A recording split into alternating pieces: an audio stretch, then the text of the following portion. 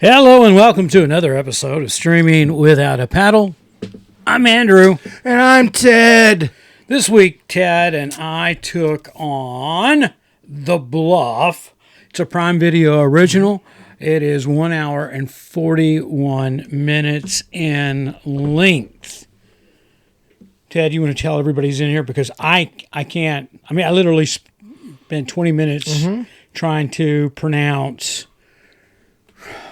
Chopra. I got that. Yeah. That's Priyanka Chopra. Yeah. Jonas. She's married to one of the Jonas brothers. Yeah. Carl Urban. Sophia Oakley. Ismael Cruz Cordova. Tamura Morrison. David Field. Zach Morris, Saved by the Bell, but not really. Pacharo Mazembe.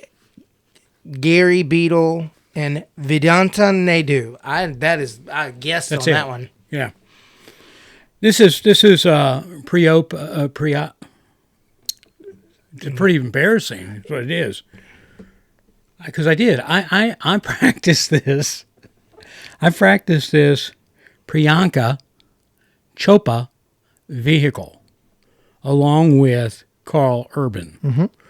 All right. Let's get the ugliness about this. This was filmed in Australia. I just saw it. I didn't see. I'm so sick of this.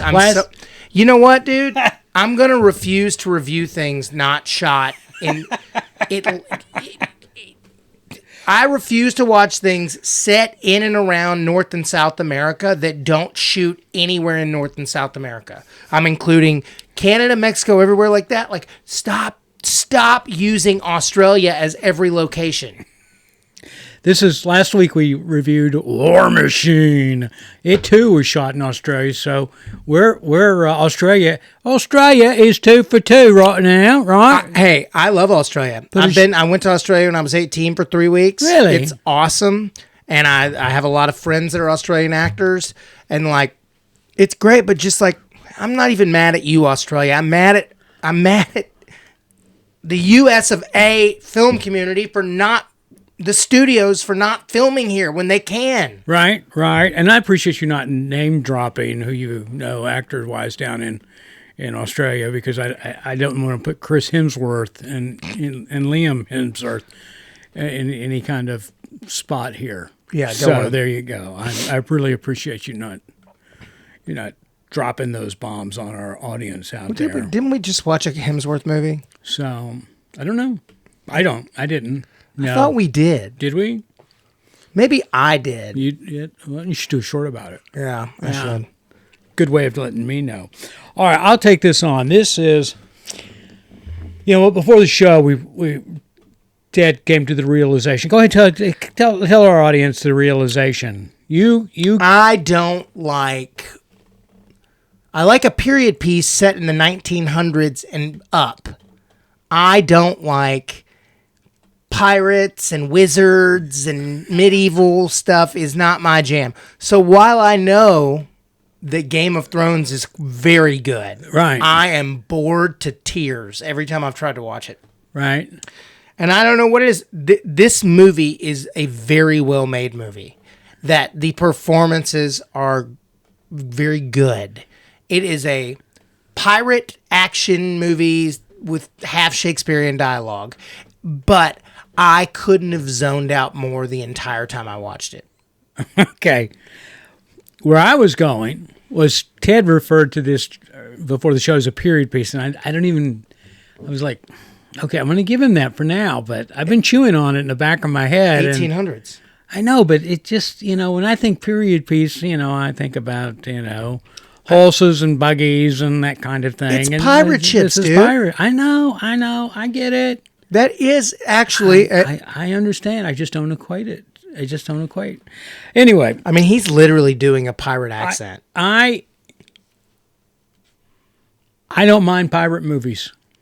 There's only about 6 of them. And I'm going to put this... All right, here's the overview of this. Priyanka Chopra, and I'm just going with Ursel. Okay. Or Miriam. That'll be easier.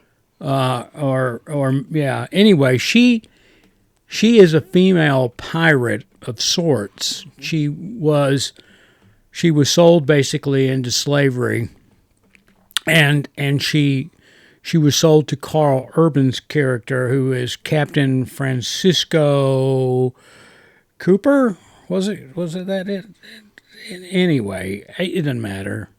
And what she did was she escaped him, and but she left a wake in her trail of carnage. Mm-hmm. We don't see it in the movie, but we find out that, and she's been given a nickname because of such, and I'm not going to say it, I'm not going to spoil it, but also besides leaving this wake of carnage, she steals all his gold.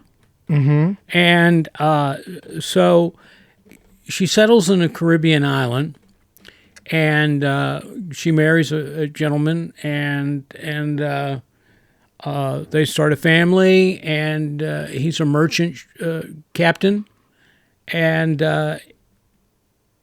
Captain Francisco here, Carl Urban, he's continuing to be a pirate, and they hit his ship, and when he hits the ship, he finds one of his gold bars on the possession of this captain, and he wants to know where he got it.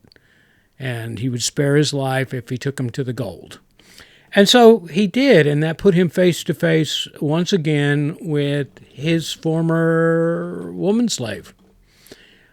So let's fight out to see who gets to keep their dignity. Mm-hmm. Not the gold, just dignity at that point. That's it in a nutshell. Yeah. I thought it was, I watched this with my wife, and this is at about the halfway point in this movie. This turns into everything that I wanted, and I'm sure everybody else, or most everybody else, wanted Pirates of the Caribbean to turn into. And this is, kind of John Wickish. It was that action-packed in my mind. I mean, it's mainly action. So, I mean, it was... It's like action, killing people, soliloquy in a Shakespearean sort of way, back to action. And the choreography on this was amazing when it comes to the fight scenes, and the scripted motion, not of just the fight scenes, but there's getting from A to B. There's the action in between the two, and the sets were just amazing. So, Ted, I like this movie. I like this. I'm going to give it a decent score. I mean, I didn't like it, but I'll give it a decent score because I can recognize production value and performances. Okay. I didn't think it was written particularly well. I didn't think it was like, and as I say, I don't really like a pirate movie. One of my favorite movies of all time is The Goonies, which is about pirates. Truth. But I hate the Pirates of the Caribbean stuff. I mean, I thought Johnny Depp was funny when he did that years ago, and right. it worked, but like, I don't want to watch him again. I enjoyed Pirates as well, and you talk about the ride. I thought it was wonderfully written. That's just me. I thought it was nicely done, and this movie was written by Frank E. Flowers, who also directed, and it was co-written by Joe Ballerini. He actually did a movie that this is so funny for Frankie me to say Flower? This. No, Joe Ballerini did this movie years ago that I liked. It wasn't bad. It wasn't written poorly. It just was fine. It was just fine. It's just not my thing. That's the bottom line. So I can't really... Dance of the Dead, he wrote that movie. It was a pretty fun zombie movie set in 2008. I have to say that I think both these guys, this is the biggest thing, according to their IMDb, I can see that they've done. Yeah. I think this is going to get them noticed in a big way. I mean, that's what I think of this movie. This was done. I mean, It's got a Frankie Flowers, the director of this, is as a director. I don't really recognize anything. I mean, before this, his last thing on his CV, according to IMDb, is a Post Malone music video for the song "Insane." Right? I mean, he's done some. He wrote a bunch of stuff. Yeah, but I mean, directing. I think he did a good job directing this. I mean, I just. But when you say he wrote a lot of stuff, yeah. Look, these dudes. Nothing big though. These dudes both went to USC Film School. They're my age or older. But between our age, they're just dudes that had grinded it out in LA. Probably, if you did music videos, done this, done that, done some side work like writing for a reality scripted show. Yeah, and then. This is a pretty big one. Well, that's what I'm saying. I think this is going to be something that it's going to make it a little easier on them for their next gig. So throwing out that terminology that we use in the movie business, gig, because it's. I don't mean this in a condescending way, but they put on their big boy pants on this one. This is a real deal. It's a real deal. Cinematically, I thought this was beautiful. I mean, I had to whip out the phone while this was playing, and when they were running through the jungle and. Mm-hmm. And I was just like, oh my God, it's gorgeous to find out where they shot it. And I was like, Australia. Great. Ted's going to love that. Nothing against Australia. Beautiful place. It does happen to house every single animal that can kill you, though. Oh, you like Florida? Guess where all the pythons and gators live and sharks. Florida. All right. Yeah, I did. I thought she did a great job. Yeah, she's good. She's really coming into her own. Specifically good in these action movies we keep seeing. Yeah, it was really funny when we were watching this, and I'm gonna put this square on my wife's shoulders. She goes, well, we now know what happened to Gal Gadot. Yeah, well, she's a much better actress. Priyanka it's not even bumped her. Remember that comedy we saw with her last year? Gal Gadot? No, Gal Gadot. Oh no, I don't remember anything I've seen with Gal Gadot. Well, we did. We watched. We did a movie with Gal Gadot when she was with the Batista. Yeah, but anyway, Heads of State. Yeah, Heads of State. Yeah, she was good in that. Love Again. We also watched that. Yeah, Love Again. She was good in that. She was great. She's just good. She's good. She's very busy. I mean, this action thing must be something she's into because she doesn't need to do that. She's talented enough to not just do action movies. If I remember correctly, she was the only good thing about Heads of State. You hated Heads of State. I mean, that was... I mean, John Cena playing the President of the United States. That's a reach. Is it? Is it? You think it's a reach? Well, I think this is a reach too. So, yeah. You think that it's a reach that a professional wrestler would be the President of the United States not anymore. In America? Not anymore. I'll do you one better. I guarantee. You know the only person that could get... I guess next would be J.D. Vance or whoever's going to be the Republican person. The only person they could run against that would beat them, ask me who it is. Who is it? Dwayne "The Rock" Johnson. Straight up, Dwayne "The Rock" Johnson would win. Win straight up.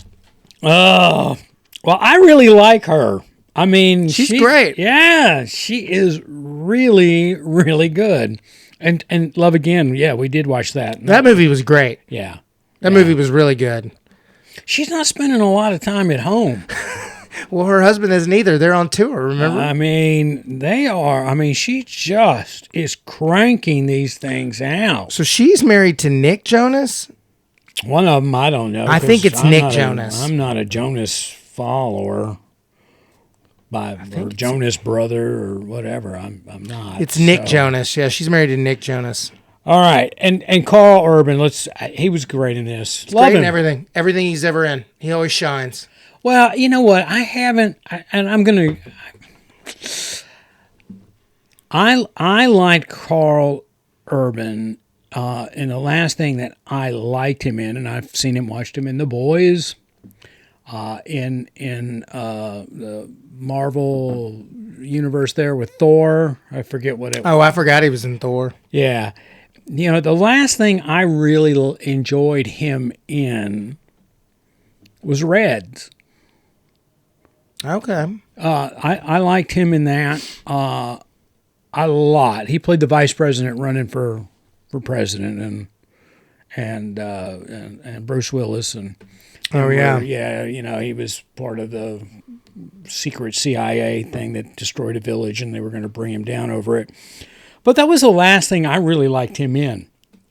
Okay. I didn't like The Boys, and I didn't like him in The Boys, and I didn't care for him. No, he played it wonderfully, but in whatever that Thor movie he was in, next to she's a wonder, Kate Blanchett. Mm-hmm. Yeah. Anyway, her sidekick there, and whatever that Thor was. But I thought he was really good in this. He wasn't over the top like he typically is, and he just played it so cool. And he did. He did. He did. I mean, it really showed me that he's got some chops. Thor Ragnarok. Yeah, that's the one he was in. So anyway, all right. Ted, you wanna put some numbers on this? I mean, I would give this like a 6.8 for me. Okay, I'm a 7.8.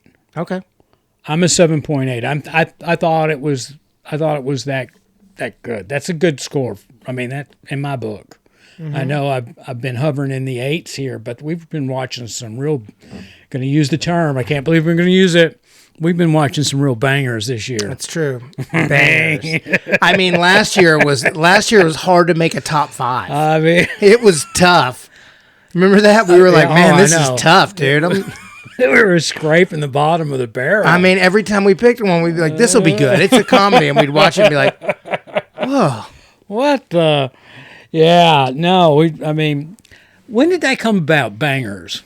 That was not part of my vernacular. Oh, I think it's been around for like 10 years. Is it? I mean, I remember in college saying, yeah, that's a banger. I think it was like really head banging 80s. Which you were alive and well for, brother. I didn't, we had head bangers. Yeah, and I think they'd be like, this is a banger.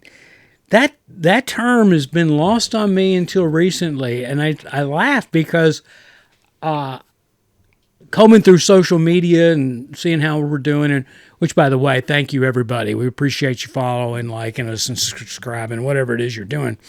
But I saw in my social where somebody has created a group, and it's called Netflix Bangers. And I was like, really? We're going to go that far with the term banger? Okay. Yep. All right. Oh, you know what I bet? What? I think the first time I ever heard it was Ashton Kutcher on something that he did with Cameron Diaz. That Married in Vegas. That thing. Right. The guy's name was Richard Banger, her boss, and that was at the end of his romantic comedy era when he was doing them. That was like the last one. Yeah, well, I did. Yeah, last decent one. He did that one with Reese Witherspoon, wasn't it? Oh, that recent one? Well, we watched it. We reviewed it. Yeah. So. It's just funny when... Well, never mind. It's funny when you watch like people my age try to still be doing a movie like they're 30. You know what I mean? Mm-hmm. It's like, hey, like, I don't know. It's just funny. Yeah, I can't pull off that age. Hey, buddy, it's Jacob Elordi's time. Let him fly. Oh yeah, no, he's great. It's all those. He's a handsome man. All those dudes' time. Let them fly. Let them do their rom-coms. Handsome man, that Jacob. All right. What were you? A 6.8? Yeah. I was a 7.8. Mm-hmm. All right. I'm a watch, guys. I thought this was really good. I'll watch this again. I mean, and I'm going to say watch it again. I'll sit down and get a tub of popcorn or whatever, my cheese balls, and just watch this again. This is, I mean, I put the last 40 minutes of this movie up in the same category as a John Wick movie. I really do. I mean, the action in it is at that level, and it's not nearly as bloody, but it's bloody. Yeah. And it's really dark. It's hard to see a lot. Yeah. Maybe just the brightness of your TV. I did. Okay. It was still really dark because they shot everything kind of low light. Yeah, okay. Well, just watch it in the dark. That's what we did. That's probably what I should do. We turned off. We have in our bonus room, we got the big TV up there, and we turn all the lights off, except for just kind of a little string of LED lights that we have that highlight a window seal, pane, frame, and but we're pretty. Provides enough light so we can see where the popcorn is. Okay. So anyway, all right. Again, the name of the movie is The Bluff. And you'll find this on Amazon. Prime. Yeah, Prime Video. Again, it was like what, 1 hour and 43 minutes or something like that. Yeah. I'm working. I'm scrolling back here. Hour 44. Yeah. So it's beautiful scenery, good action. Mm-hmm. I mean, last week we reviewed an action movie, and I thought the action was, War Machine. I thought the action in this was spot on compared to that. Yeah. So, I'd much rather watch this than Alien Transformers. I wouldn't. And that's why we're here. Mm-hmm. I would never watch this again. Our audience spends half their time confused. Well, Ted said, and Andrew said... Well, we have very different... generational perspectives. Also, usually we like different types of movies. Right. So, that's fine.